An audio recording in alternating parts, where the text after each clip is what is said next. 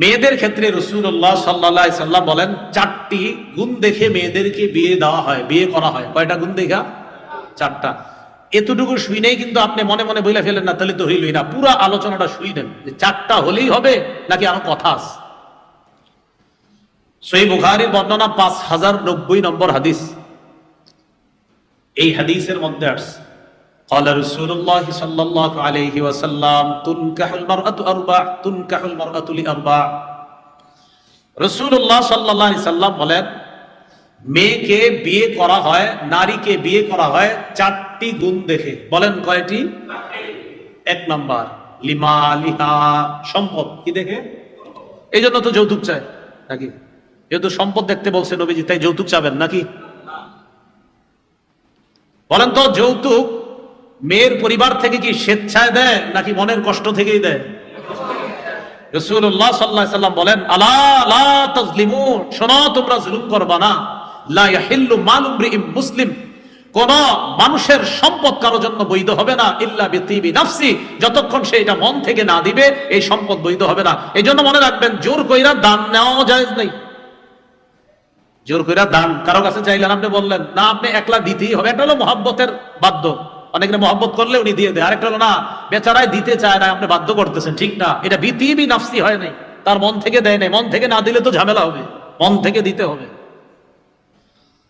এই জন্য আমরা যারা দান করি অনেক সময় কি করি, বাধ্য করলে বেচারা শর্মে দেখা যায় বেশি দেয়। মনে রেখেন, ওনার যদি নিয়ত থাকে 500, শর্মে উনি যদি দেয় 10,000, এর মাঝে 9,500 ওনার মন ছিল না, আপনি জোর করছেন। আল্লাহ হেফাজত করেন। রাসূল বলছে জুলুম করো না। এখন আসেন, রাসূলুল্লাহ সাল্লাল্লাহু আলাইহি সাল্লাম বললেন চার জিনিস দেখে বিয়ে করতে। লিমালিহা, সম্পদ। 2 নাম্বার ওয়ালি হাসাবিহা, বংশ। 3 নাম্বার ওয়া জামালিহা, সৌন্দর্য। এই তিনটা সবাই দেখে, সম্পদ, বংশ, সৌন্দর্য। চতুর্থ আরেকটা তো বলছে নবীজি, এতটুকু শুনেন, ওয়ালিদিনিহা, দিনদারিতা দেখবা। ফাসফার বিজাতিদ্দিন, তুমি দিনদারিতাকে প্রাধান্য দিয়ে, দিনদার মেয়েটাকে বিয়ে করে তুমি সৌভাগ্যবান হয়ে যাও। তারিবাত ইয়াদাক, তুমি যদি দিনদারিতা প্রাধান্য না দাও, অন্যগুলা শুধু প্রাধান্য দাও, সম্পদ দেখলা, বংশ দেখলা, সৌন্দর্যতা দেখলা, আর দিনদারিতা যদি তুমি না দেখো, তোমার 2 হাত ধুলোই দূষরিত হোক, তুমি ধ্বংস হও। তাহলে মূল কোনটা? বলেন মূল কোনটা? এবার এর বিপরীতে আরেকটা হাদিস শুনেন। ক্বালা রাসূলুল্লাহ সাল্লাল্লাহু আলাইহি ওয়াসাল্লাম, মান তাযাওয়াজা ইমরাআতান লিইজ্জিহা লাম ইয়াজিদহুল্লাহু ইল্লা যুল্লা।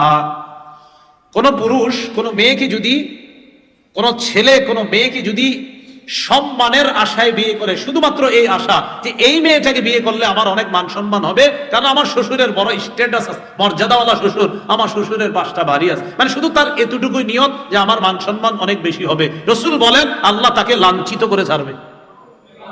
শুধু নিয়ত হলো আপনার ইজ্জত, শুধু কি নিয়ত?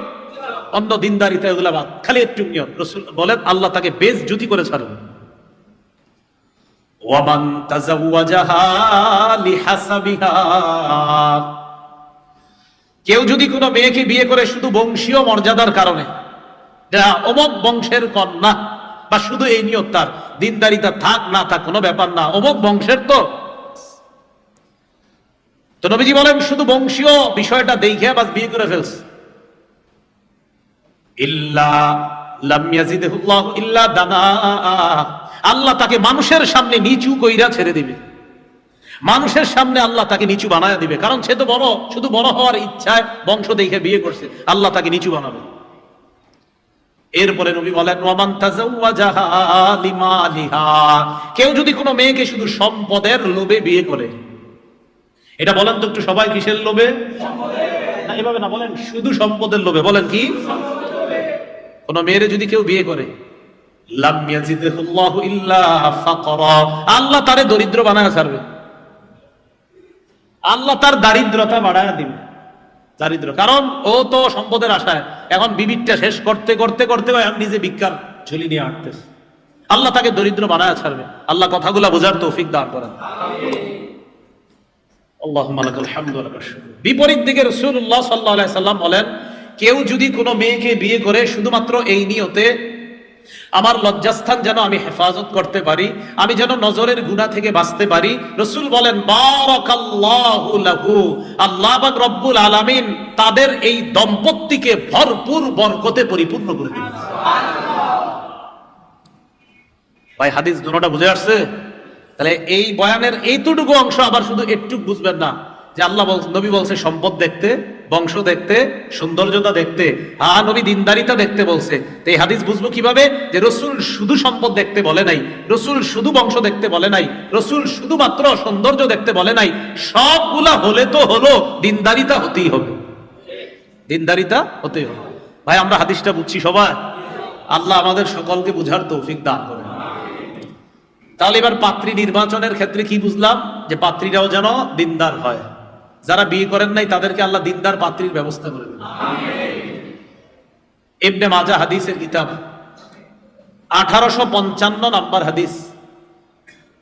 এই হাদিসের মধ্যে রাসূল সাল্লাল্লাহু আলাইহি সাল্লাম বলেন, আল্লাহর তাকওয়া যদি কেউ অর্জন করে, মনে করেন আমরা এখানে যারা আছি আমাদের মাঝে এক ব্যক্তি আল্লাহকে ভয় পায়, তো যেই ব্যক্তি আমাদের এই জায়গায় যে সবচেয়ে বেশি আল্লাহকে ভয় পায়, আমরা তো জানি না আসলে কে ভয় পায়, ভয়ের তাকওয়া এটা দিলের মধ্যে থাকে। এখানে আমাদের মাঝে কার তাকওয়া বেশি এটা জানেন কে? আল্লাহ। তো আল্লাহ এটা আসলে বেশি জানেন। এই জন্য তো এই যে আপনার কোরবানির আলোচনায় আপনার ভাই যে আলোচনা করলেন, সূরা হজের 37 নম্বর আয়াতে আছে লা ইয়ানালাল্লাহু লুহুমুহা, আল্লাহর কাছে কোরবানির প্রাণীর গোশত যায় না, ওয়ালা দিমাউহা, রক্ত পৌঁছে না, ওয়ালাকি ইয়ানালুহুত তাকওয়া মিনকুম, তোমাদের কার দিলে কি পরিমাণ তাকওয়া, এই তাকওয়া আল্লাহর কাছে পৌঁছে যায়। তাহলে বলেন তো তাকওয়া কোথায় থাকে? কলবে। বলেন কোথায় থাকে? তো এখানে আমাদের কার কলবে তাকওয়া কম বেশি এটা জানেন কে?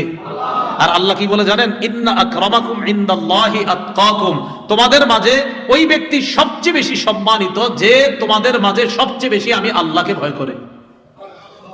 তাহলে বলেন তো আমাদের মাঝে তার সবচেয়ে বেশি তাকওয়া, তিনি আল্লাহর কাছে সবচেয়ে বেশি সম্মানিত। বলেন আমাদের মাঝে সবচেয়ে বেশি তাকওয়া যার, তিনি আল্লাহর কাছে সবচেয়ে বেশি।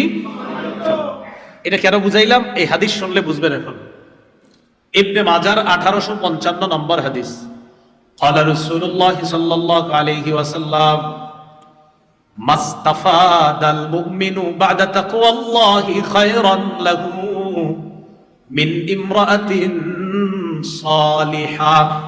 কোন বান্দা তাকওয়া অর্জন করার পর, এটা হলো তার শ্রেষ্ঠ অর্জন। তাকওয়া বলেন শ্রেষ্ঠ অর্জন।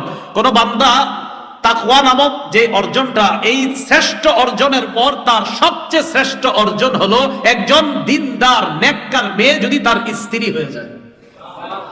বলেন সবাই, তাকওয়ার পর সবচেয়ে দামি সম্পদ নেককার বিবি। বলেন তাকওয়ার পর দামি সম্পদ। রাসূলুল্লাহ সাল্লাল্লাহু আলাইহি সাল্লাম বলেন, মুমিন নেককার বিবির মাধ্যমে যেই পরিমাণ উপকৃত হয়, আল্লাহর তাকওয়া অর্জন করার পর একজন নেককার বিবির মাধ্যমে একজন মুমিন সবচেয়ে বেশি উপকৃত হয়। কেন? এখন ইমরাতে সালেহা, নেককার বিবি বলছে নবীজি, নেককার নারী। নবীজি সাল্লাল্লাহু আলাইহি সাল্লাম বলেন নেককার নারীকে জানো যার 4টি গুণ পাওয়া যাবে। বলেন নেককার নারীর গুণ কয়টি? 1 নাম্বার, ইন আমাহা আতাআত, শরীয়ত মোতাবেক কোন হুকুম করলে বিবি পালন করে, এই নেককার বিবির 1 নাম্বার গুণ। 2 নাম্বার, নেককার বিবির দ্বিতীয় গুণ, ওয়া ইন নাযারা ইলাইহা সাররাতহু, নেককার বিবির দ্বিতীয় গুণ হলো স্বামী তার দিকে তাকানো মাত্রই স্বামী খুশি হয়ে যায়। এর অর্থটা কি বলেন তো? স্বামী খুশি হয়ে যায় মানে আসলে হাদিসের অনুবাদটা এমন না। হাদিসের অনুবাদ হলো ইন নাযারা ইলাইহা, মূল অনুবাদটা এমন, স্বামী স্ত্রীর দিকে যখন তাকায়, সাররাতহু, স্ত্রী এমন একটা অঙ্গ ভঙ্গি বা এমন একটা আচরণ করে যেই আচরণটা স্বামীকে সন্তুষ্ট করে দেয়। নেককার বিবির দ্বিতীয় গুণ। নেককার বিবির 3 নম্বর গুণ। এখন মনে করেন এক ব্যক্তি অফিস থেকে সারাদিন অফিস কইরা সকাল 8টায় গেছে, মাগরিব পইরা বাসায় ঢুকছে, ঢুকার পরে স্ত্রী এমন এক আচরণ করছে, বেচারার মেজাজ যা ছিল আরো যাচ্ছে। কিন্তু উনি সারাদিন অফিস করে অনেক পেরেশানি নিয়ে বাসায় ঢুকা মাত্র বিবির দিকে তাকাইছে, বিবি তার সাথে এমন একটা আচরণ করছে, সাথে সাথে মনটা ভালো হয়ে গেছে। তো নবীজি বলেন নেককার বিবির দ্বিতীয় গুণ, ইন নাযারা ইলাইহা সাররাতহু, স্ত্রীর দিকে তাকাইলে ওই স্ত্রী স্বামীকে খুশি করে দেয়। 3 নাম্বার, ওয়া ইন আকসামা আলাইহা আবাররাতহু, স্বামী যদি কোনো কারণে স্ত্রীকে নিয়ে কসম কেটে ফেলে, স্ত্রীর উপর কসম খেয়ে ফেলে, স্ত্রী তাকে ওই কসম থেকে মুক্তি করার ব্যবস্থা করে দেয়। বিভিন্ন ধরনের কসম হয়ে যেতে পারে কোনো আপনার রাগের বশবর্তী হয়ে, তখন স্ত্রী স্বামী কিভাবে কসম থেকে উদ্ধার করা যায় স্ত্রী নিজেই উদ্ধারের ব্যবস্থা করে। এটা হলো নেককার বিবির 3 নাম্বার।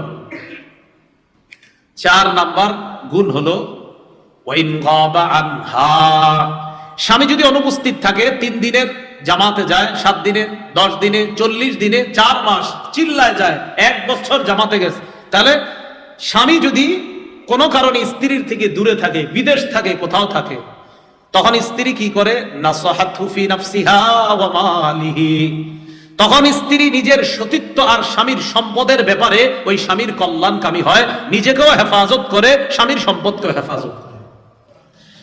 বুঝে থাকলে বলেন তো নেককার বিবির কয় গুণ বলছে নবী?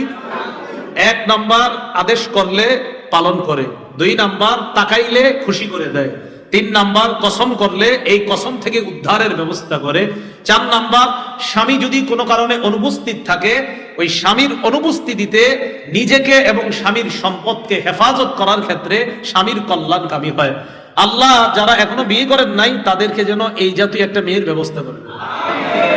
এই জন্য নিজেরাও তৈরি হন, আপনারা ওরকম হতে হবে, তাহলে আল্লাহ ওরকম মিলিয়ে দিবে। আল্লাহ কবুল করেন।